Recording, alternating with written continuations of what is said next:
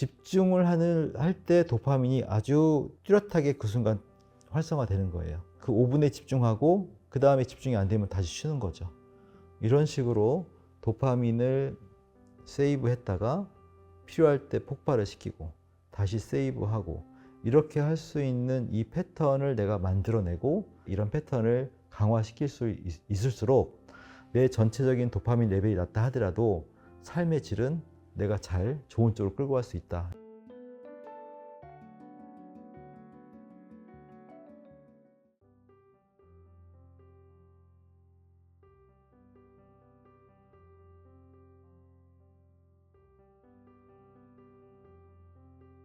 자, 이완이 중요할 수밖에 없는 거는 그만큼 이 현대 사회가 긴장도가 높아서 그런 거겠죠.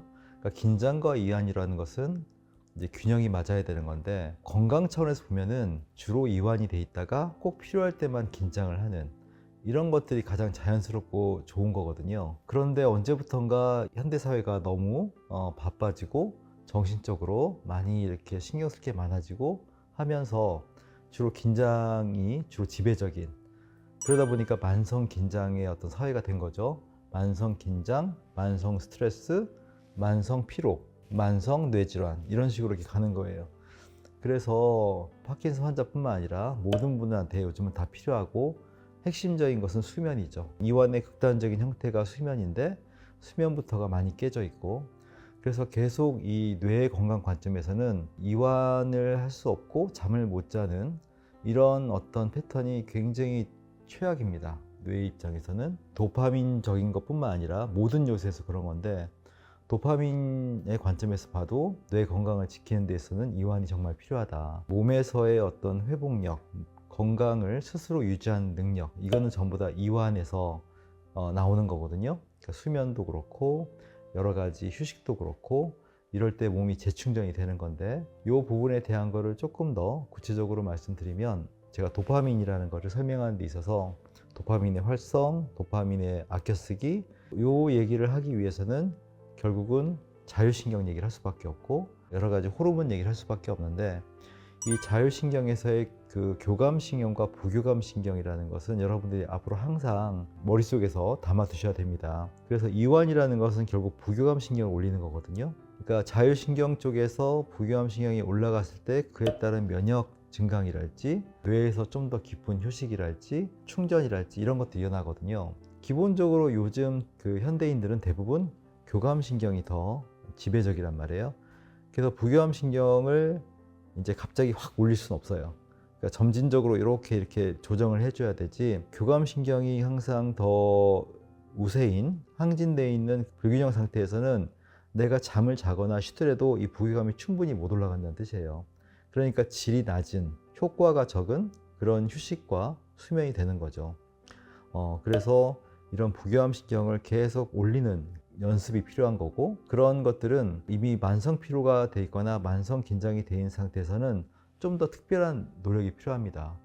예를 들어서 뭐 명상을 한달지 의도적인 이완을 한달지 이런 식으로 해줘야만 이 부교감신경의 회로가 강화돼요. 쉬려고 해도 계속 머릿속은 복잡하고, 뭐 휴일날 내가 쉬고 싶어도 잘 쉰 것 같지가 않아, 이런 것들이 결국 이런 것이 활성화 안 돼서 그런 거거든요. 그때그때의 어떤 휴식과 회복을 위해서, 에너지 충전을 위해서도 필요하지만 만성 긴장, 만성 피로, 만성 교감 우위의 어떤 상태를 점진적으로 이렇게 균형을 맞추는데도 지속적인 노력이 필요하다, 이렇게 볼 수 있겠습니다.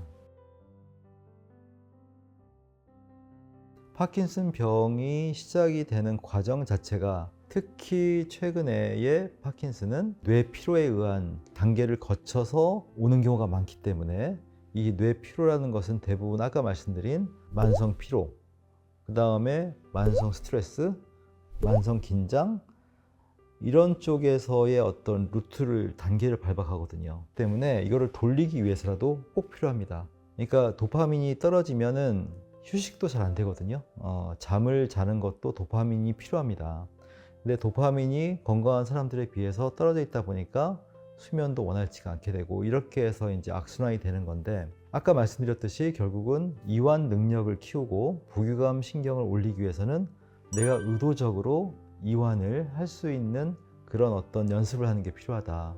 이제 이 부분에서 좀 구체적인 것들이 필요한데, 일단 이완은 제가 지난번에 설명드렸듯이 도파민을 아껴 쓰는 데 되게 중요하거든요.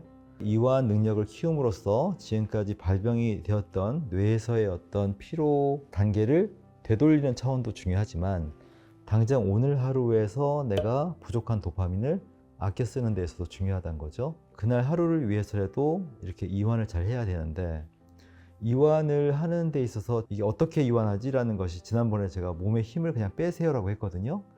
몸에 힘을 빼는 것이 이완의 첫 번째 전제 조건인데, 힘을 빼고 그러다 보니까 졸음이 오고 그러다 보니까 졸게 되고 자게 되고, 이것도 하나의 이완이에요.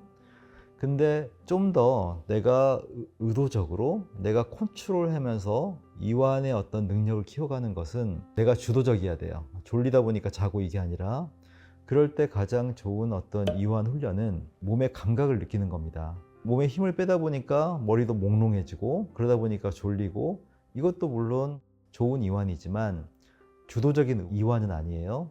그래서 나는 정신은 살아있고 대신에 몸은 힘을 뺀 상태에서 몸의 감각을 느끼는 거죠. 몸의 감각을 느끼는 데 집중하다 보면 뇌가 적극적인 휴식을 취하게 됩니다. 많은 경우 이렇게 만성 긴장, 만성 스트레스라는 것이 이게 뇌에서 이게 고착화가 되면요, 끊임없는 생각을 만들어내요. 몸이 아픈데 갑자기 병이 나빠지지 않을까, 여러 가지 막 잡생각들이 계속 나온다고요. 이거는 제가 의도한 그런 게 아니에요. 그냥 패턴화된 거고 이게 만성화된 거란 말이에요.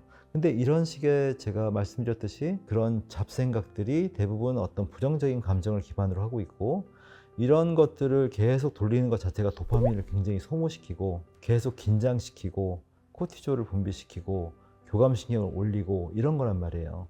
그러니까 이 패턴을 벗어나야 되는데, 그냥 생각하지 마세요, 걱정하지 마세요, 이게 쉽지가 않단 말이에요. 좀 더 적극적으로 그렇게 가지 않기 위해서는 또 다른 어떤 액션이 필요한데, 그게 감각을 하고 느끼는 거란 말이죠. 파킨슨 환자분들은 일단 쉬어도 몸이 좀 불편해요. 뭔가 모르게 몸이 좀 부자연스럽고 통증이 있다거나 떨림이 있다거나 이런 거란 말이에요. 그런 것에 대한, 이거는 좋은 거야 나쁜 거야 라는 판단을 배제하고 그냥 느끼는 거예요.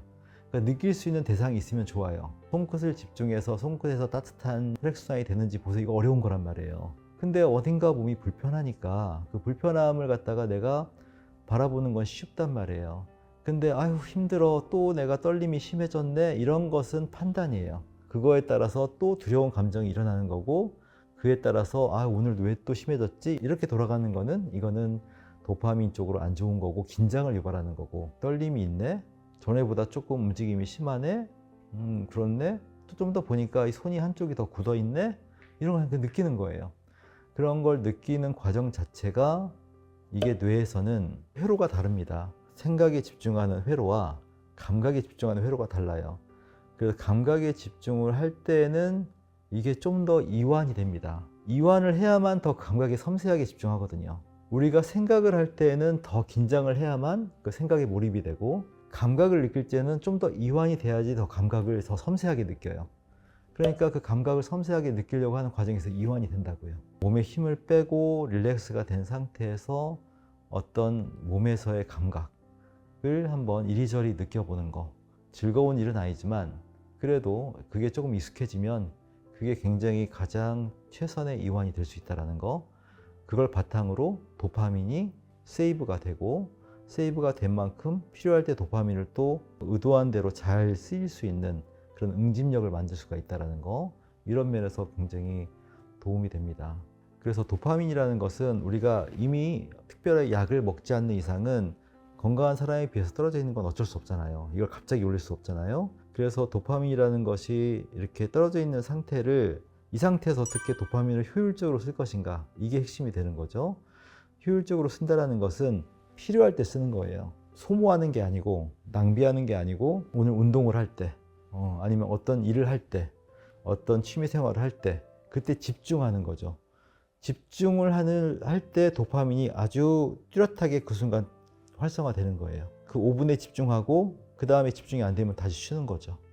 이런 식으로 도파민을 세이브했다가 필요할 때 폭발을 시키고 다시 세이브하고, 이렇게 할 수 있는 이 패턴을 내가 만들어내고, 이런 패턴을 강화시킬 수 있을수록 내 전체적인 도파민 레벨이 낮다 하더라도 삶의 질은 내가 좋은 쪽으로 끌고 갈 수 있다. 이렇게 얘기할 수가 있겠습니다.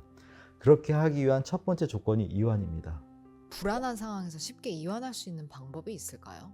이완이라는 것은 두 가지로 나눌 수가 있어요. 정신적인 이완, 마음의 이완, 그 다음에 몸의 이완. 그런데 마음의 이완이 생각보다 쉽지가 않습니다. 몸의 이완이 더 쉬울 수가 있어요. 그래서 몸에 힘을 빼라고 제가 말씀드리는 거예요. 근데 몸에 힘을 뺀다 해도 또 마음의 이완이 바로 이루어지는 건 아니죠. 그래서 몸에 힘을 빼지만 몸의 이완이 마음의 이완으로 이렇게 자연스럽게 연결될 수 있는 그 루트가 이게 자율신경이에요. 자율신경이라는 것은 심신, 몸과 마음을 연결해주는 통로거든요. 부교감 신경을 올려주면 되는 건데 그것이 생각보다 조절이 돼요. 그러니까 자율신경이라는 것은 내 의지와 관계없이 돌아가는 거라서 이게 쉽지 않을 것 같지만 다른 건 어려운데 이 호흡을 통해서는 가능해요. 우리가 한숨 쉬잖아요. 한숨 쉬는 이유가 뭐 산소가 부족해서 산소를 이렇게 생각할 수도 있지만 긴장이 된 거를 풀어내기 위해서 심호흡을 하게 되고 호흡을 깊게 이렇게 쭉 뿜어내는 것이 그게 이완을 순간적으로 시키거든요. 몸에서 자동 이완 시스템인 거죠. 호흡을 들숨과 날숨이 있는데 기본적으로 내쉬는 호흡을 길게 하고 비율을 뭐 1대2로 한다던가 그러니까 5초를 들이쉬면 10초를 내쉬던가 이런 식으로 하는 것이 즉각적으로 이 자율신경에서 이 부교감신경을 올려줍니다. 또 가능하면 이 호흡 한 주기를 점점 늘려가면 그래서 1회 호흡을 갖다가 보통 우리가 뭐 3, 4초 만에 하거든요. 1분 동안에 한 15번에서 20번 이렇게 합니다. 이거를 점진적으로 내가 뭐 5초에 한 번, 8초에 한 번 이렇게 늘려갈 수가 있다면 그 자체도 이완이 돼요. 부교감이 올라가요. 명확하게 할 수 있는 거는 우리가 한숨 쉬듯이 숨을 그냥 깊게 들이쉬면 돼요. 숨을 깊게 들이쉬면 내쉬는 게 길잖아요. 이렇게 하면 내가 뭐 몇 초 동안 이런 거 의식하지 않더라도 자연스럽게 날숨이 길어지면서 이완이 됩니다. 자연스러운 심호흡을 하면서 이 호흡을 자꾸 내가 관찰하고 호흡에 집중하면은 그게 가장 빠른 이완이라고 생각합니다.